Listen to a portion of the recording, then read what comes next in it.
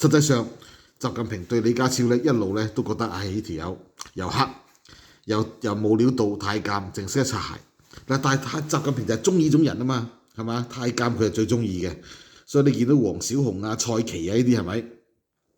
嗱，但係個問題，你做嘢方面咧太多甩漏啦，呢條李家超，咁所以咧佢喺港澳辦冇朋友嘅，直至咧中聯辦主任俾人炒咗魷魚，佢話睇報紙先知喎，反映佢北京冇朋友啦，港澳辦冇朋友啦，係咪？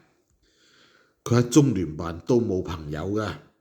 嗱，因為咧我哋咧中聯辦裏面咧有一位經常會開會嘅呢個建制派人士，佢同中聯辦入邊啲人好熟。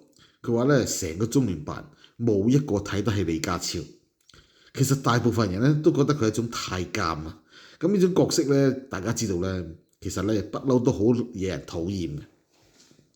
好啦，咁所以咧，中聯辦咧基本上經常接收到咧關於李家超嘅黑材料啊，包括商界對佢投訴啦、政界投訴啦。